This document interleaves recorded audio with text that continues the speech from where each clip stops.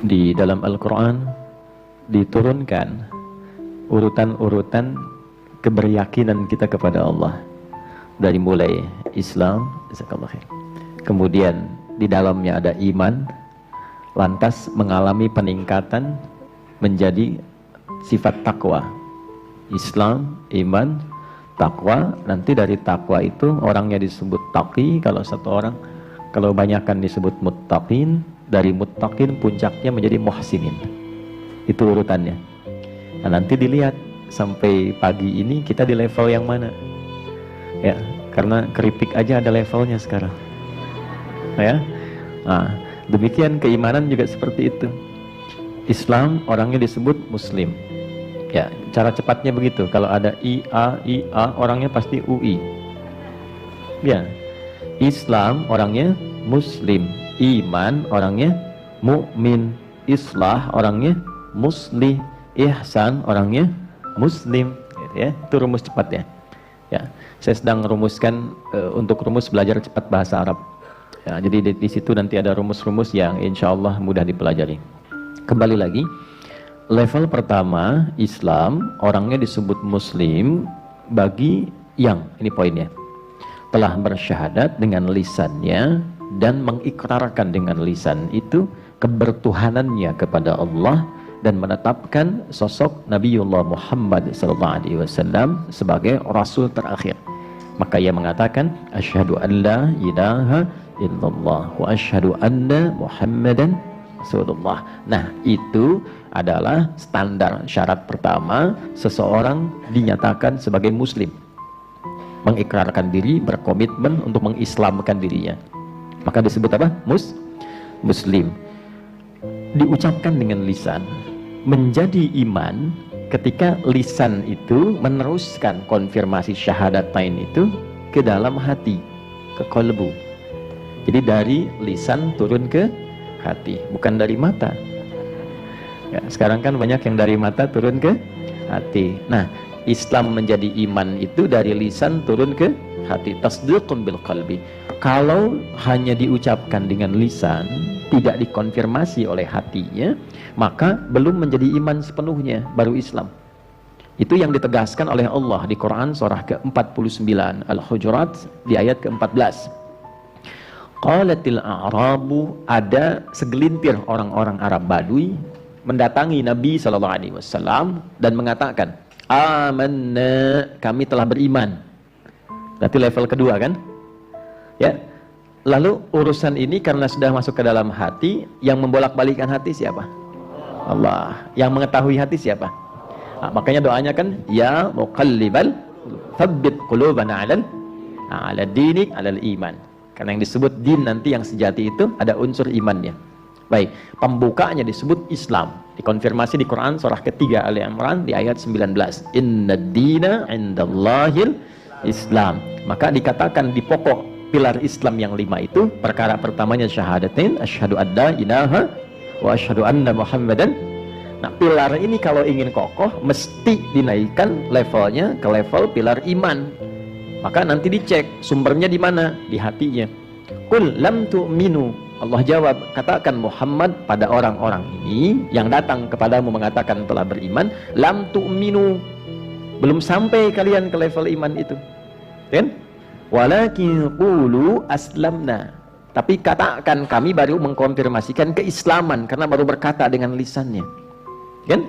Walamma yadkhulul imanu fi qulubikum, sementara iman yang dikatakan di lisan itu belum sampai ke hatinya.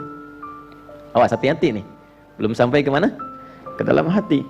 Karena nanti beda antara aktivitas lisan dengan keyakinan dan perilaku hati itu akan berbeda, tidak sama. Saya tanya ibu, cinta di lisan dengan cinta di hati dalam mana? Jangan ketawa. Dalam yang sampai ke hati ya. Kasih sayang kepada anak itu ya dalam lisan ataukah di hati?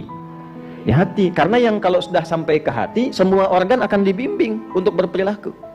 Kasih sayang itu kalau mengalirnya dalam hati, itu mata itu menatapnya lain. Lisan akan dibimbing cara bicaranya, tangan akan dibimbing cara berperilakunya kalau sudah sampai ke hati. Kalau cuma dikatakan di lisan belum ke hati, itu tandanya belum serius. Ya, ini level pertama. Rumus dalam tafsir, Salah satunya ada teori begini. Jika disebutkan di dalam Al-Quran satu gelar, kelompok, atau keadaan yang tidak menyebutkan langsung detil tokohnya, siapa ia, kapan kejadiannya, ini menunjukkan peristiwa itu akan terjadi lagi di masa yang berbeda, dengan tokoh yang berbeda, tapi dengan substansi yang serupa.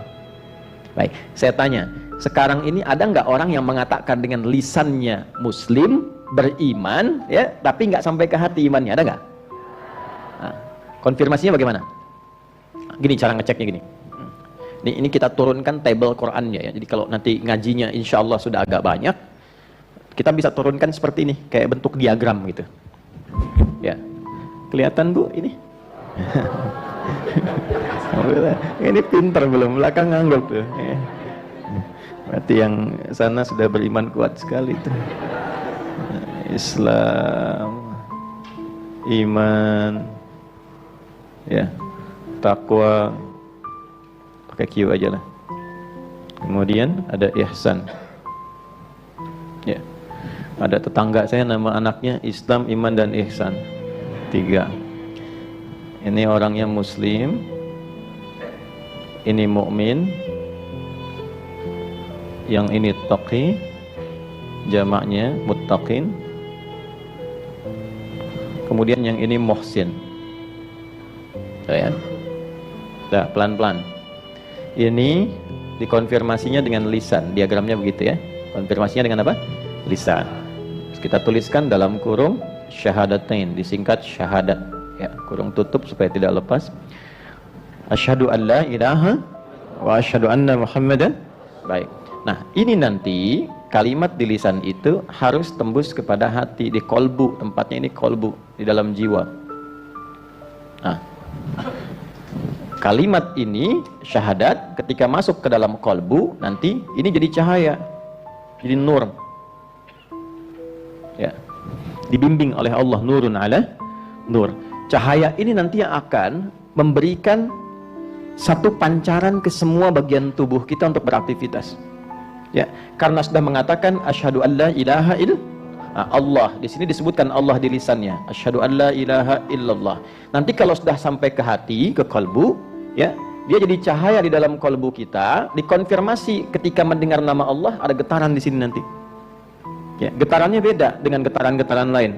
Kan di dunia ini ditampakkan berbagai macam getaran untuk mengkonfirmasikan perbedaan antara getaran keimanan ini dengan getaran yang lainnya. Anda kalau ke sini pakai mobil agak kencang, lihat polisi, kan ada getaran di hati kan? Ya kan? Punya utang sama teman kelihatan dari jauh ada getaran kan? Nah, getaran utang dengan getaran iman beda tuh. Ya, nah, itu beda-beda. Ya, ada kasih, ada sayang, ada macam-macam. Maka di mana dalilnya supaya tidak terkesan kita itu mengada-ngada atau mencocok-cocokkan? Dalilnya kita turunkan di Quran surah ke-8 ayat ke-2. Kan? Kalau yang ini nanti ini disebut din Islamnya. Ya, Quran surah ke-3 ayat 19. Ya.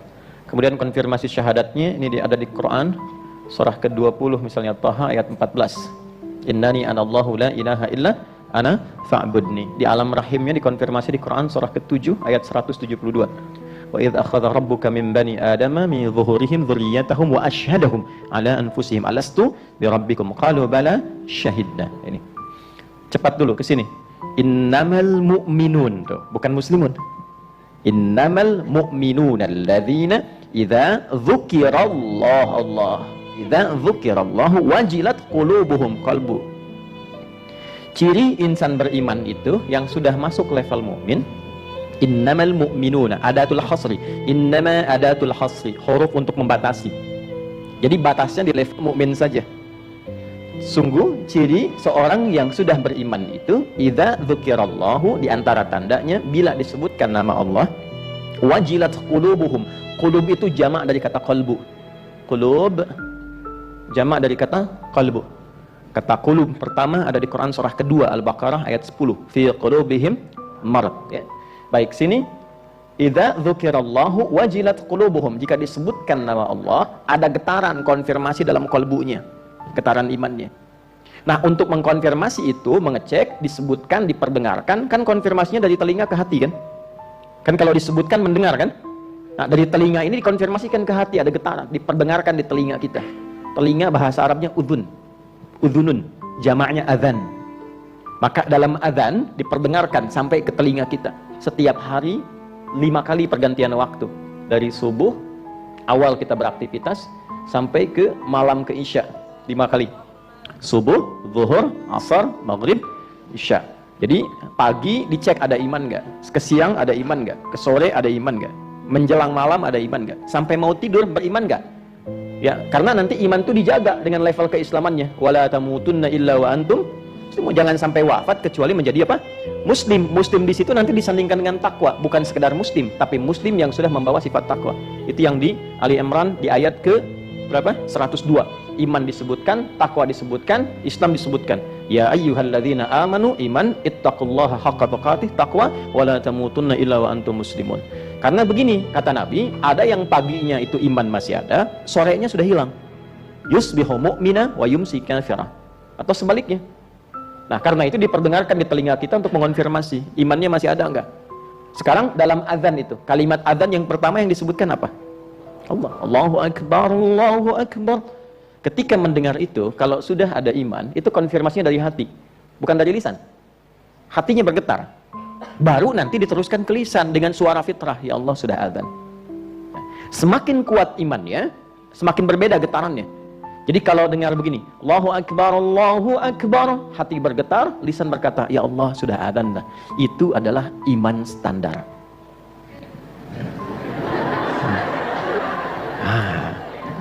Standarnya begitu. Jadi belum kuat. Karena pakai innama. Standar orang beriman itu jika disebutkan ada konfirmasi. Jadi kan? Nah, misal subuh tadi jam berapa ya? 4:30, 4:36, 4:38 terjadi perbedaan pendapat di antara jamaah tentang sholat subuh. Ya, karena husnudzan ini berasal dari daerah yang berbeda-beda. Itulah kenapa adzan itu kenapa ada perbedaan waktu di setiap tempat, supaya lafaz adzan terdengar oleh semua orang di semua wilayah dan 24 jam dia terdengar tanpa berhenti. Itu rahasianya. Kenapa ada beda-beda waktu? Ini kok Bintaro beda dengan Tanah Kusir dengan Tanah Suci beda jauh, gitu kan? Dan seterusnya. Kenapa? Supaya 24 jam itu berputar terus, diperdengarkan, dan iman tidak berhenti sehingga kita tidak bisa ngeles saat hari kiamat. Ya, saya tidak kenal engkau ya Allah, diperdengarkan 24 jam gak kenal juga. Kan? Jelas sampai sini? Nah, jadi kalau kita ambil tengah-tengah lah, 4, 3, 5, kemudian diperdengarkan Allahu Akbar, Allahu Akbar. Ada konfirmasi, ya Allah sudah adzan. Bangun kita. Karena dengar itu. Ya, itu menjaga waktu sholat tepat pada waktunya. Quran surah kedua ayat 238. Kita runtut dengan dalilnya. Quran surah 2 ayat 238, paling kanan sebelah pojok atasnya. Hafidhu 'alas salawat was salatil wusta wa qumu lillahi qanitin. Jagalah oleh kalian waktu-waktu salat itu, jaga betul. Dan dalam penjagaan itu salah satunya melalui azan. Allahu Akbar, Allahu Akbar. Ya Allah, tiba waktu subuh. Ya, begitu diucapkan bersamaan dengan azan, iman mengonfirmasi. Nah, itulah iman standar. Ya.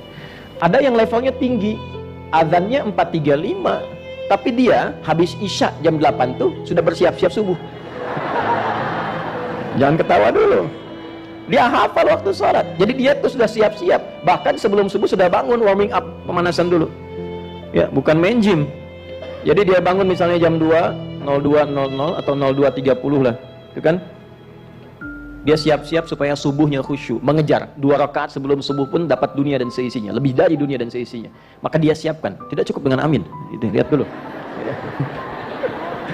Ibu tuh langsung nyamber aja kalau urusan dunia tuh. Ya. Jadi dia siapkan dari malam, siap-siap mau bangun. Dia tahajud dulu, dia istighfar dulu. Supaya apa? Supaya sudah panas mesin imannya ketika menunaikan sholat fardu. Dia siapkan dari awal, dia dekati Allah Subhanahu wa Ta'ala. Bahkan saking seriusnya dia ingin bangun tuh, tidur jam 8, pengen bangun jam 2:30 pun sungguh-sungguhnya. Itu namanya tahajjud. Tahajjada dari kata hajada begini, ya bangun setelah beristirahat. Kalau serius pengen bangun pakai ta depannya. Kalau tidak mudah melakukannya, syiddah, ada kesulitan, butuh motivasi 2 kali lipat, double. Itu pakai tasdid sebelum akhirnya. Tahajjada ya tahajjadu, kemudian sifatnya disebut dengan tahajud. Tuh. Kenapa disebut tahajud? Karena tidak mudah melakukan itu. Butuh kesungguhan, butuh persiapan, butuh keseriusan. Ini poinnya. Karena itu walaupun pengen bangun 2:30, belum tentu langsung bangun 2:30. Kan sekarang pasang alarm dulu ya Bu ya. Ya kan? Dari mulai jam 1.45, jam 2.00, jam 2.15 kan? Kan rumusnya selalu begitu ya. Alarm pertama mematikan alarm kedua. Kan? Alarm kedua siap-siap, alarm ketiga ya sudah ada setengah sadar lah untuk bangun. Nah ini iman sekali lagi. Jadi baru iman. Nanti iman ini mesti dilatih supaya pancaran cahayanya kuat. Tidak hanya merespon adzan. Ya. Jadi semakin kuat nanti semakin kenal tadi 4.35 saya sudah siapkan. Besok saya mesti bangun jam sekian. Semakin tipis, semakin lemah, maka ini semakin tidak terfikirkan. Adzan 4.35, dia bangun 5.34. Itu kan. Ya. Dan semakin parah dari itu sudah tidak, awas, sensitif lagi dengan panggilan iman. Ini yang dikatakan tadi, ada yang akan mengaku muslim, mengaku Islam, tapi problemnya imannya bermasalah sehingga bahkan jauh dari hatinya. Ini yang menyebabkan kadang-kadang ada orang Islam mengatakan dirinya muslim, tapi kok tidak mengkonfirmasi keimanannya, tidak senang dengan perkara iman. Allahu Akbar, kecilin toanya tuh. Maaf Pak, kawannya udah kecil Pak, suaranya maksud saya misalnya. Padahal dia muslim misalnya ya. Nah ini ada beberapa yang memang tidak perlu aneh, dulu pun sudah diberikan isyaratnya. Tapi yang seperti ini dikembalikan, didoakan supaya imannya kembali. Didoakan, lalu diberi jalan yang baik, bukan dicela. Ya. Nah, untuk melatih supaya cahayanya semakin kuat, jadi kalau kuat tuh begini. Ada sifat kita itu kan ada ritual. Nah, hubungannya dengan Allah, hablum minal. Ada sosial. Ya, garisnya horizontal. Hubungan dengan sekitaran, hablum minal. Bukan nas, hablum minal makhlukat. Enggak pakai betul, ini serius. Hablum minal makhlukat, dengan semua makhluk. Karena hubungan kita di dunia ini bukan hanya dengan manusia. Kita berhubung diatur dengan hewan. Di Islam itu lengkap sekali. Kurban aja kan diatur cara motongnya.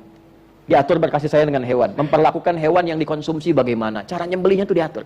Sebut nama Allah. Jangan berniat menyakiti hewannya. Tajamkan pisau itu untuk mempercepat supaya tidak banyak merasakan sakit hewannya. Dan itu pun tidak disembelih di depan hewan lain. Sabar ya, nanti gilirannya sebentar lagi. Tuh diasah, tuh nggak boleh, dosa. Dengan tumbuhan. Nah, tumbuhan makhluk bukan? Makhluk. Hewan makhluk bukan? Manusia makhluk bukan? Jamak dari makhluk namanya makhlukat. Jadi hablum minal makhlukat. Itu yang tepat. Nas itu sepertiganya. Hablum minan nas, hubungan dengan manusia sepertiganya. Karena memang banyaknya kita berinteraksi dengan manusia. Tapi masih ada hewan, masih ada tumbuhan. Cuma karena banyaknya orang Islam sekarang hafalnya surat An-Nas, maka hablum minan. Oke. Nah, dalam konteks hablum minallah, ritual sifatnya ibadah, salat. Salat, karena itu salat disebut iman, jangan salah. Nama lain salat itu iman. Ditemukan di Quran surah kedua di ayat 143. Lihat di pertengahannya. Ya. Salat itu disebut dengan iman. Wa ma kana Allahu liyudhi'a imanakum. Dan Allah tidak akan menyia-nyiakan salat kalian yang dilakukan karena iman itu. Jadi kalau sudah masuk ke dalam hati, Allahu Akbar, dikonfirmasi lewat hatinya, qalbunya, diteruskan untuk merespon perintah ini. Jelas? Nah, jadi kalau kita teruskan untuk merespon ini konfirmasi iman yang benar.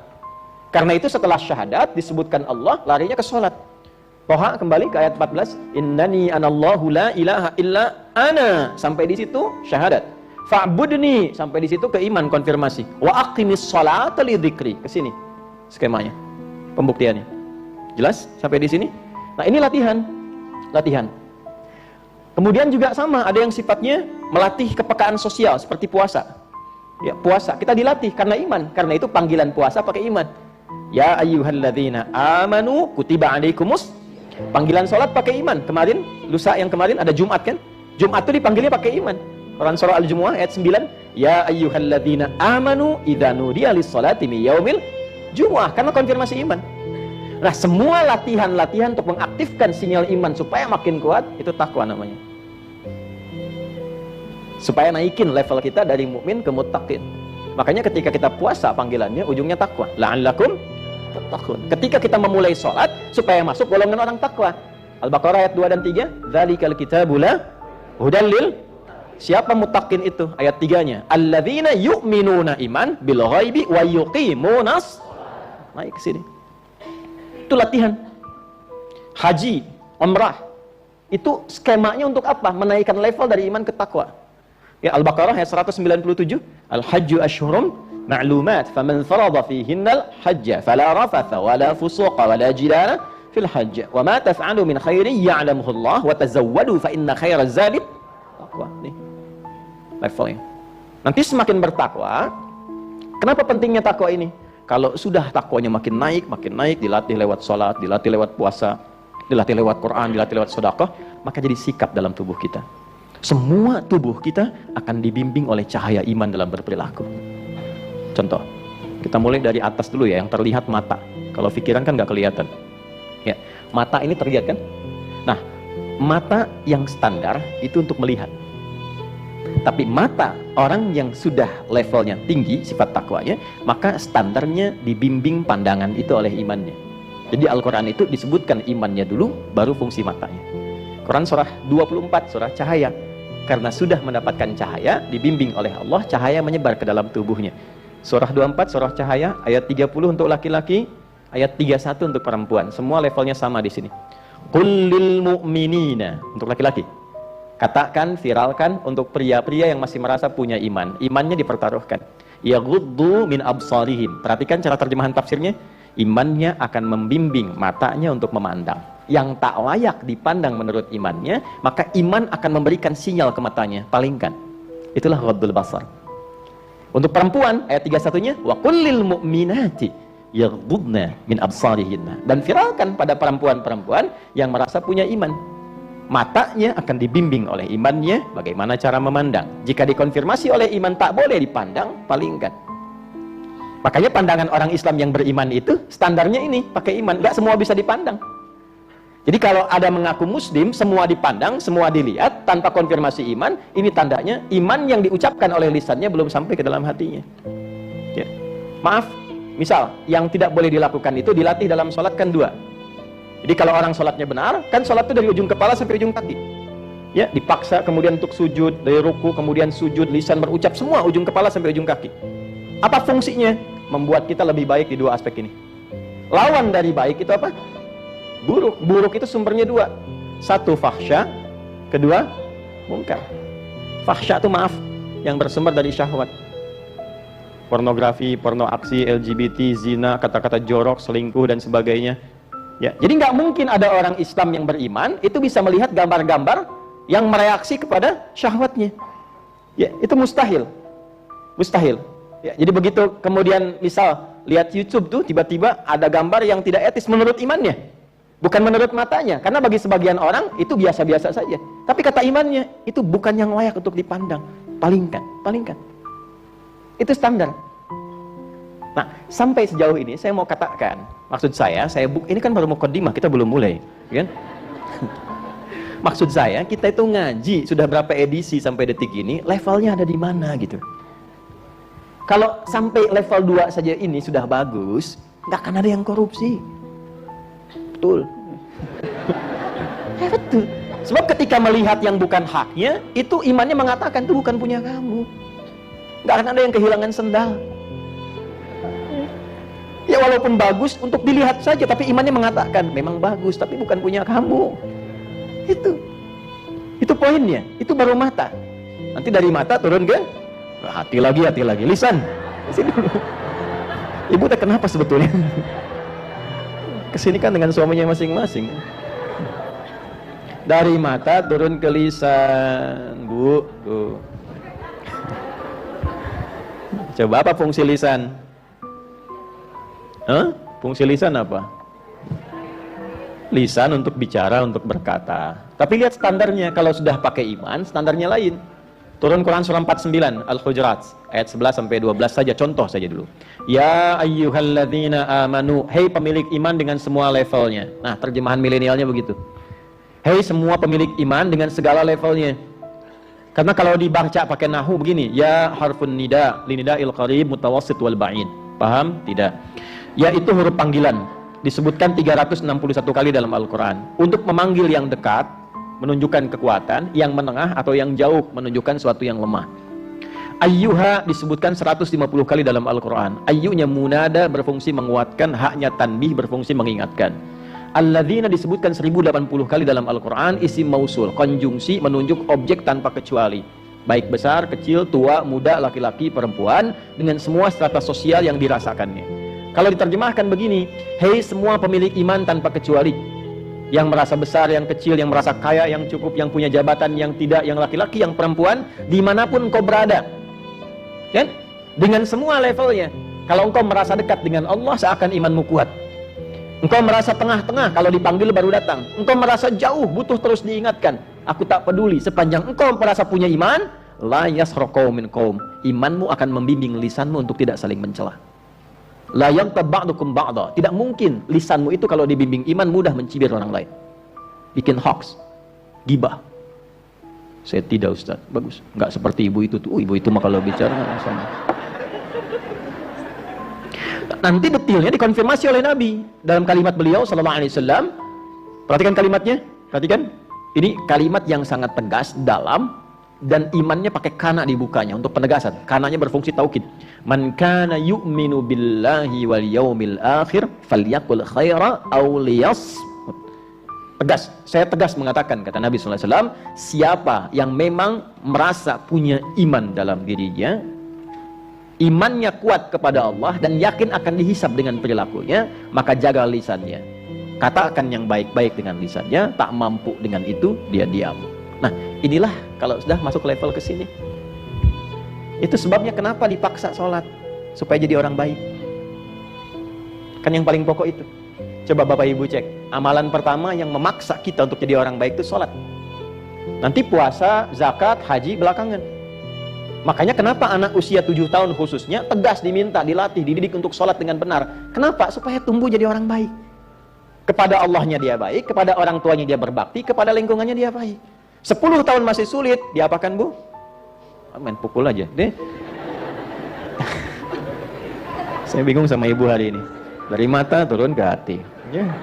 Anak kurang baik dipukul. Doroba yadribu itu tidak selalu memukul. Idrib itu artinya buat pelajaran sampai mengerti.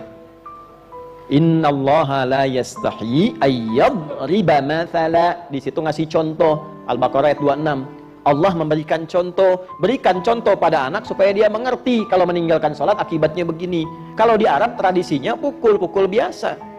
Ya, kita dibalik bisa dengan contoh yang lain. Boleh nggak sholat, tapi uang jajan hilang hari ini. Pada anak-anak yang masih memikirkan jajanan, gitu. Cari supaya dia mengerti pentingnya sholat. Buya, kenapa harus sholat? Ahmad tanya, supaya Allah sayang dengan Mas. Kalau Allah sayang, nanti mainan dikasih.